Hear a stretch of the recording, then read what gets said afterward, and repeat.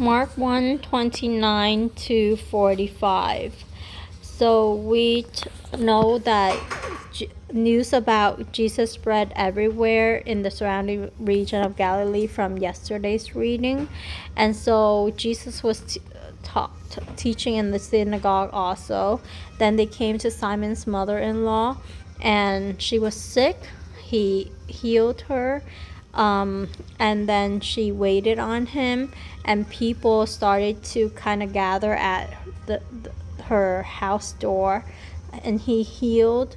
And then so he healed pretty much that afternoon or maybe a whole day, and then he left early morning to pray. And so I noticed that Jesus does it a lot, where he just goes to a secluded place to pray. I think he just needed that alone time with God the Father. And that makes me think, like, in our busy day, we need to take time away to just listen to God and hear him talk and be one-on-one with him.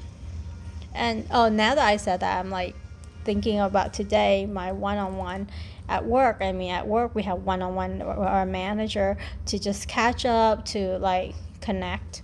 And so why don't we do it with God? He's the ultimate manager of our life. And then so then when they search for him, they're talking about how that there's a lot of people seeking him, but he then told them that let's go somewhere else, so that he can preach there also. He came to preach. And so he started preaching throughout Galilee and casting out demons. Then a man with leprosy came to ask to be cleansed. Jesus was moved with compassion, like many times when he see people just sick and hurting, he is moved with compassion. And he even said he's like he wished he could gather the people of Israel like the hen gather her chicks, but they weren't willing.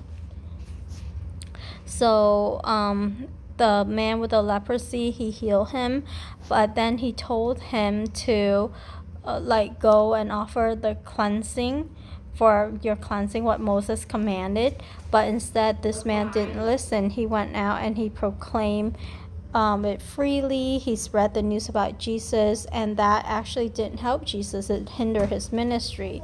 He could no longer publicly enter a city, and so he had to stay out in an unpopulated area, and people were coming to him instead. So I think it's more of a hindrance than and Jesus, and he should have done what Jesus told him to.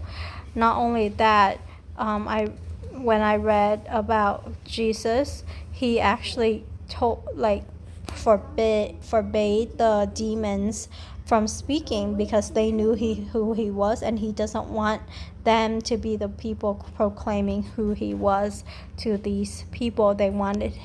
I think he wanted them to experience it and draw their own conclusion.